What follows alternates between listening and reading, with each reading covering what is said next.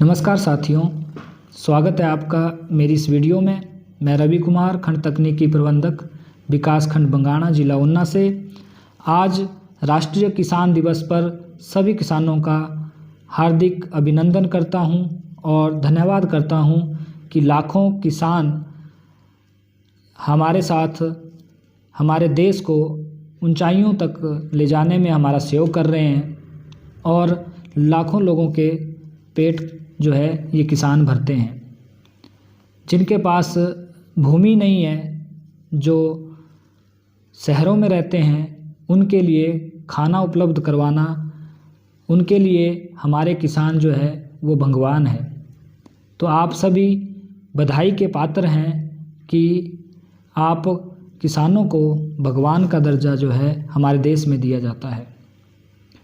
वहीं पर मैं आप सभी से कुछ आग्रह करना चाहूँगा। हमारे देश में हरित क्रांति के पश्चात जो है वो रासायनिक खेती पर बहुत ज़्यादा जोर दिया जा रहा है और हमारे देश में बहुत अधिक रसायनों का छिड़काव जो है, या तो खाद के रूप में या कीटनाशकों के रूप में या दूसरे बीमारियों को दूर करने के लिए अंधाधुंध केमिकल किसान स्प्रे कर रहे हैं।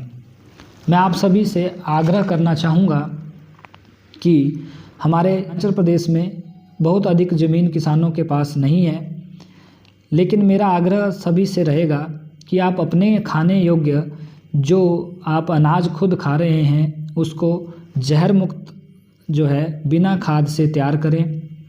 यहाँ तक कि आप बेचने के लिए भी बिना जहर वाला ही अनाज बेचें, क्योंकि उस अनाज को भी कोई ना कोई व्यक्ति, किसी का बेटा या किसी का परिवार जो है खा रहा है। तो आप सभी किसान जो हिमाचल प्रदेश देवभूमि के किसान हैं, उनके लिए मेरा ये आग्रह रहेगा, क्योंकि आज हम जहर अपने खेतों में तो डाल रहे हैं, लेकिन वो जहर जो है हमारे खेतों से हमारे थाली में और हमारी थाली से हमारे आने वाली पीढ़ी में जो है वो आ रहा है। अब ये जहर हम डाल तो रहे हैं, लेकिन इनके परिणाम क्या होने वाले हैं, आज से 5 साल बाद, आज से 10 साल बाद इन जहरों को अपने खेतों में डालने के बाद 10 साल के बाद परिस्थिति क्या होगी, इसके बारे में किसी का कोई ध्यान नहीं है, ना ही कोई ध्यान देना चाह रहा है।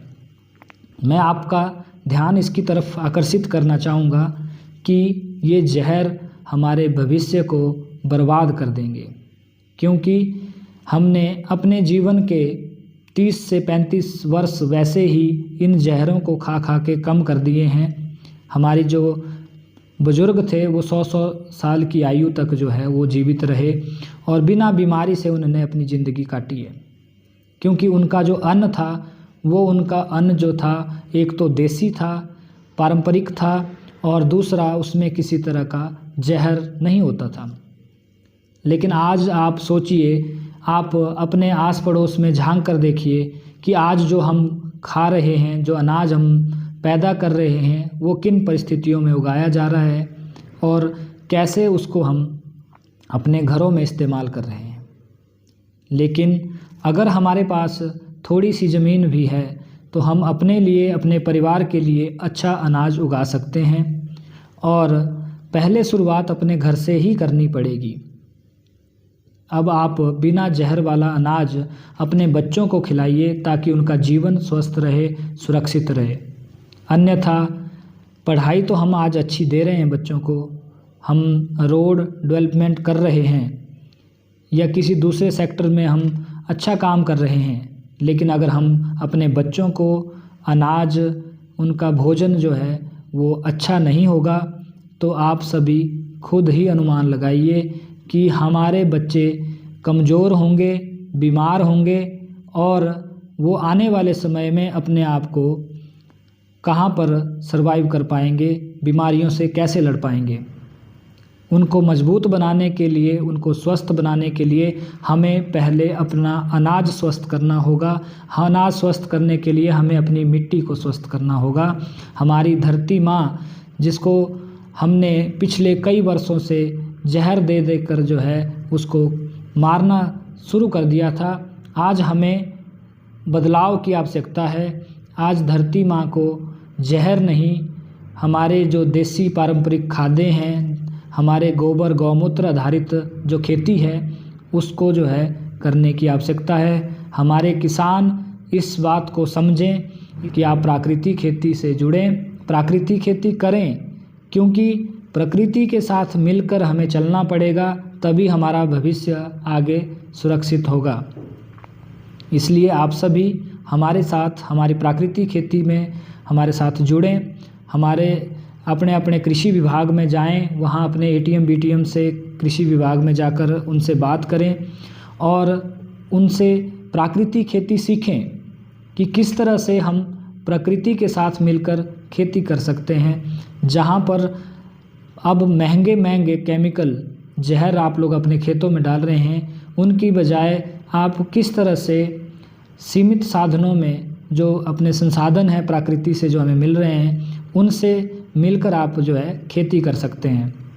आज मैं आपके बीच इसलिए आया हूँ क्योंकि हमारे हिमाचल प्रदेश के किसान भोले भाले किसान हैं, जो अच्छी तरह से चीज़ों को नहीं समझ पाते हैं, क्योंकि उनको अभी तक यह ज्ञान नहीं है कि जो खेत में डाला जा रहा है वो जहर है, ना कि कोई दवाई है। तो आप सभी इसकी गंभीरता को समझें, क्योंकि हमारा आने वाला भविष्य बहुत ज़्यादा खतरे में है। हिमाचल प्रदेश में दिन प्रतिदिन अंधाधुंध जो है कैंसर के मरीज़, हार्ट अटैक के पेशेंट्स जो हैं वो हॉस्पिटलों में आ रहे हैं और बहुत सी मौतें भी हो रही हैं।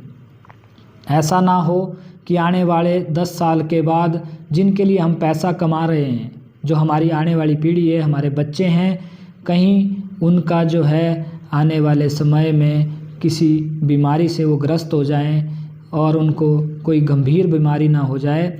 इसके लिए आज हमें अपने आप को, अपने जो आपकी खेती की व्यवस्था है उसको बदलना पड़ेगा। आप अभी फ़िलहाल अपने घर से, अपने किचन गार्डन से, रसोई उद्यान जो है वहाँ से शुरू करें कि मैं पिछले 8-10 सालों से प्राकृतिक के खेती के साथ जुड़ा हूँ, अपने घर में भी करता हूँ, तो मुझे किसी तरह की कोई कमी जो है वो प्राकृतिक खेती में नहीं मिली, जो मैंने अपने घर पर भी इसको आजमाया है। तो आप अगर सही विधि से प्राकृतिक तरीके से खेती करेंगे तो आपको कोई नुकसान नहीं होगा, हालांकि आपको फ़ायदा ही होगा, क्योंकि सबसे बड़ा फ़ायदा आपका होगा, आपके शरीर में जहर नहीं जाएगा, जिससे आपके शरीर में कोई बीमारी नहीं होगी और आपको कोई दवाई नहीं खानी पड़ेगी। हॉस्पिटलों का जो खर्चा है वो कहीं भी हम लोग जो है काउंट नहीं करते, उसको हम लोग नहीं लिखते हैं कि जो है हॉस्पिटल में आज मेरे इतने पैसे खर्च हुए, लेकिन हमें खेत से कितनी पैदावार मिल रही है उसको हम ज़रूर लिखते हैं। वो हर साल घट रही है, बढ़ रही है, उसका क्या एवरेज है वो हम लिखते हैं, लेकिन जो खर्चा हम हॉस्पिटलों में करते हैं वो हम कहीं भी नहीं लिखते हैं। अगर हमने अपना जीवन स्वस्थ और लंबा आयु को लंबा करना है, लंबी बढ़ानी है अपनी आयु, हमारी तो क्या हमारे आने वाली पीढ़ी की जो है वो बढ़ सकती है अगर आप चाहें तो। आप हमारे किसान हैं, आप हमारे लिए बहुत महत्वपूर्ण हैं और हमारे देश के लिए आप जो है एक, मैं बोलता हूँ कि आप एक बहुत बड़ी रीढ़ की हड्डी हम देश की मान सकते हैं। आपके बिना हमारा देश आगे नहीं बढ़ सकता। तो आप हिमाचल प्रदेश, हमारे प्रदेश की हम बात करें तो आप किसानों की वजह से हमारे हर साल जो है बहुत से किसान अच्छा पैसा कमा रहे हैं, सेब के लिए हो चाहे दूसरे उत्पाद के लिए हो। लेकिन अब वो उत्पाद कैसा है, जब हिमाचल का नाम आता है, देवभूमि का नाम आता है, तो लोग आंखें बंद करके अपना जो प्रोडक्ट है, जो दूसरे लोग हैं वो आराम से ख़रीद लेते हैं। आप देश में कहीं भी चले जाएं, हिमाचल प्रदेश के नाम से आप अपना प्रोडक्ट बेचेंगे तो सब हंसते हुए ले लेते हैं। वो क्यों? क्योंकि उनको पता है हिमाचल प्रदेश के किसान जहर का इस्तेमाल कम कर रहे हैं, रसायनों का इस्तेमाल कम कर रहे हैं। लेकिन अब आप सभी जानते हैं कि आप कितना इस्तेमाल कर रहे हैं, और मेरा आग्रह आप सभी से, सभी किसानों से रहेगा कि आप हमारे साथ हमारा साथ दें, प्राकृतिक खेती को बढ़ाएं ताकि एक दिन हमारा प्रदेश जो है वो जहर मुक्त प्रदेश बन सके। आज बहुत सी गतिविधियां प्रदेश में हो रही हैं, सरकार हमारे साथ है और हर तरह से हमारे जो प्रोडक्ट हैं, हमारा उत्पाद जो है उसका भी अच्छे रेट हमें सरकार उपलब्ध करा रही है। आपको प्राकृतिक खेती करने के लिए विभिन्न सब्सिडियां भी आपको सरकार द्वारा दी जा रही हैं। तो आप सभी एक कदम आप बढ़ाएं और एक कदम हम बढ़ाएंगे, सिखाएंगे आपको किस तरह से प्राकृतिक खेती करनी है, कैसे आप उससे फ़ायदा ले सकते हैं। आप आएँ, हमसे बात करें, अपने अपने कृषि विभाग के अधिकारियों से मिलें और प्राकृतिक खेती के साथ जुड़ें। धन्यवाद। इसी के साथ मैं आप सबका पुनः धन्यवाद करूंगा, सभी किसानों का, कि आप हमारे साथ जुड़े। और जो किसान हमारे साथ प्राकृतिक खेती में जुड़ चुके हैं, जो प्राकृतिक खेती जिन्होंने करना शुरू कर दिया है, उनसे भी मेरा एक आग्रह रहेगा कि आप जो है सही विधि से प्राकृतिक खेती करें, बिना निस्वार्थ भाव से करें। क्योंकि प्राकृतिक खेती पहले हमें अपने लिए करनी है, अपने परिवार के लिए करनी है, फिर हम दूसरों का सोच सकते हैं। जब हम अपने परिवार का ही नहीं सोच सकते तो हम दूसरों का क्या ही सोचेंगे। तो इसलिए प्राकृतिक खेती को पहले अपने बच्चों के लिए, अपने परिवार के लिए करें, उसके बाद जो है वो बेचने की बात जो है बाद में है। तो जो जुड़ चुके हैं वो समय समय पर जीवामृत करते रहें, खट्टी लस्सी का छिड़काव करते रहें। हमारे जो कीटनाशक जो हम तैयार किए वो घटक हैं, जो गोबर गौमूत्र से तैयार होते हैं, जिनमें किसी तरह का केमिकल नहीं होता है, आप उनका इस्तेमाल भी समय समय पर करते रहें ताकि आपकी जो फसल है वो सुरक्षित रहे, स्वस्थ रहे और आपका अनाज जो है आपको स्वस्थ अनाज मिले। इसी के साथ धन्यवाद।